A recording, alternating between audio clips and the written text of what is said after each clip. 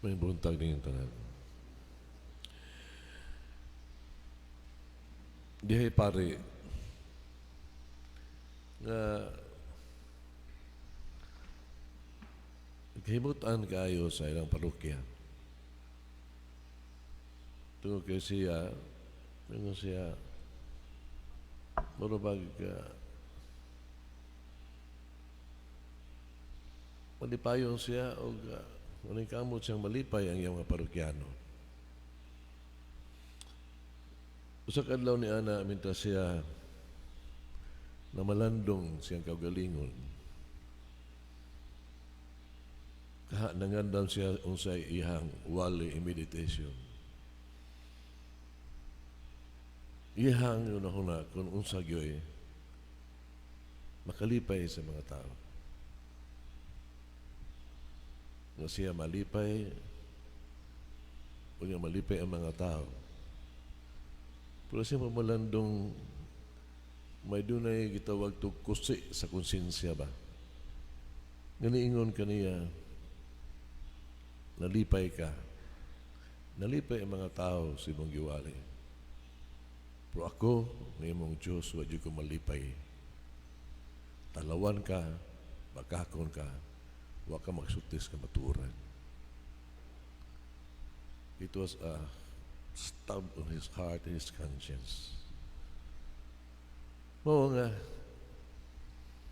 natandog siya one Sunday after how many years of preaching to please people. Ningon siya, I am going to give you the shortest sermon that I ever had. Umao kini. Sa itong parokya, daghang kayong mangigutom o magkabus.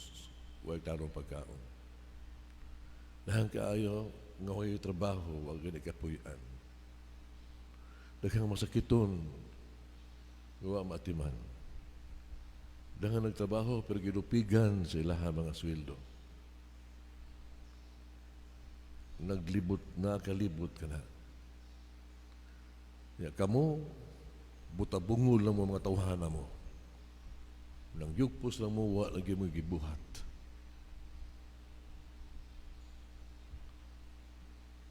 Nihunong siya kadiyot, tanaw niya. O siguro kung masuko mo, niya akong gisulti. Pero inyong kakasukaan, dili tungod kay, ang inyong kasukaan kay, itawag tang mga butabungol.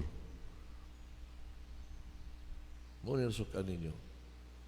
Pero wag mo masuko sa kasing-kasing. Ngani ay doon na yung mga igsoto din gutom, masakiton, kabus, ultimawa nga atong nyo gilupigan. What made you angry is because gitawag kag bungol, butag bungol. Pero wa ka masuko, wa ka maguol, nga dunay kabus nga timawa, nga wa na to atimana. Padayon to sa pagkaon, padayon to sa tuaw negosyo, padayon without the anger in our hearts that there are poor people. Bagakon ka. Huwag ka magsultis ka matuoran. Ako nang gihatag ang senaryo tungod kay naminaw ka sa Ebanghelyo. Si Kristo pag uli sa ilahang lungsod, of course sikat siya. Kaya dungog mga milagro siya, may masulti, tanan-tanan. So expected kaayo sa lungsod nga you should also please us. Kinahanglan unahon minimo kami tagalungsod, kami gyud. So si Kristo niwalis pag-ingon nga dili ka nang kabubuton sa Dios. Kaya nagtuon mo mga Hudiyo, kaya sila chosen people, doon naging sila gitag preference, gani po panila sila lagi maluwas. O anybody nga musul, pulingon si Kristo, dili ka mo. Sumala sa ingon, atong panahon na di sanlahon ninyo, wa mo ayuha, laing tinuhuan. Dunay gutom, dunay famine, wa mo pakana, lain ang gan. So, dili ka na kamabuton sa Ginoo. O gana para nila dako kinabalikas tamparos. Kaya all their lives, they were thinking, we were the chosen one, kami rin maluwas, o tanang mga uban, mga hentil ka na. Kung naamuara yun, that was enough. That was enough. Para nila, dili madahan. Munang nireact sila dahan kayo. Kinsa man ka, anak lakas panday, tanan. Muling si Kristo, dili, wag yung propeta siyang lungsod. O dili ka na, napasabutan na, ngawa sa dawata, kaya taga lungsod siya diha.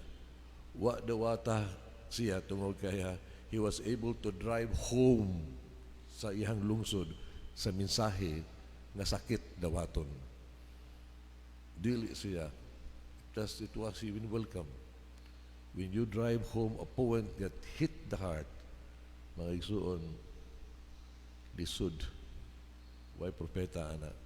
Especially when somebody tells you, you are what you are, o kana sakit. Drive home. That's painful. Lisod dawaton. Mga igsuon, mga bitaw nga, ang kamatuoran ba matikdan nimo? Ito yung Ebanghelyo. O sa bisan asa sa kinabuhi. Kita no? Di sa ita musultis kamatuoran. Many people will not say and speak out of the truth. Bisa naman mga pare. O bisa kinsa. Di ka musultis sa kamatuoran nga angag yung isulti. You can discuss any topic, but not this topic, ha? Tungkol kay, doon na yung masuko simbahan. Doon na yung masuko, no? Sa usamang nimba, nga ba, musuporta sa simbahan, nga 5-6 ang iyahang negosyo. Kung yung imong tirahang 5-6, di naman na mo amot. Or something like that. Nga mura ka, don't say it, nga doon na yung masuko. Kaya ba kini siya importante. Ang kamatuoran atong sarduan, even if we know it is wrong, in our conscience, talawan ta. Ang uban, musulti about that. Pulong sa Diyos. Pero masamot ni sa kangilan. Kaya usay igsulti ito atong i-sugar note, sugar coat, atong irrationalize, atong hapinan. Umuna ingon sa Ginoo, ayaw gyud pun-i, ayaw gyud lawasi, ayaw gyud kwae, pure say it. Muna ingon sa Papa sa iyang secular Splendores Veritates, ingon siya, ang ngilad, ang maayo, it never changes. Ang kawat, di na kayo, ang kawat karon, di na kawat ugma. Ang bakak di na siya mausab. Ang you have to say it, blag. In other words, we have to face the truth in our lives. And we have to speak the truth. As tall order ka na, lisod ka na, because sultian ka, when you speak the truth, dagang masuko nimo. Dagang masuko gini mo. Christ did it. Ug hagit ka na. Muna, ang unang buhat ng mga isuon, mga kini ba? We have to speak the truth. Una, to ourselves. Mabitaw nga kita, giawa kita ba? Examine your conscience first. Ato ba nga imong kagalingon? Ato ba nga? Kana maghinulog ka sa mong sala? You have to, manamin ka. Anak ko, ako ni, makasa ako. So speak the truth to yourselves. You have to examine your conscience to be able to say, sorry, Lord, and change. Until you confront the truth, you will never change. Truth to yourself. Mabitaw, ang unang maigot ini mo, nasatag sa nato. Preach to ourselves. Hibaw ka? Kita, we evade ba ya?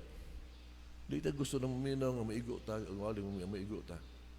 Di ta gusto ng istorya ang butang, gitawag ito, ato ang mga weaknesses. Di ta gusto nga ma-point out na we need to face ourselves. Muning hagit sa charisma ba? Confront yourself with the truth. And it's going to be painful. To be painful.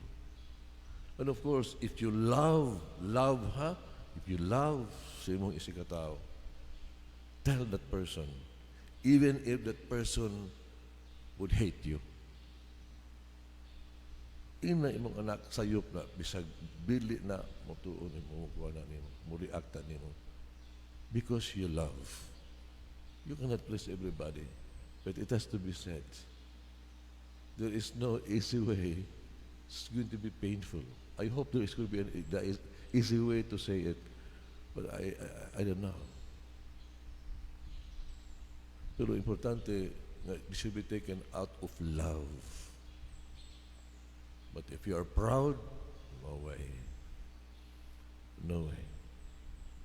Truth has to be said. Truth. Amen.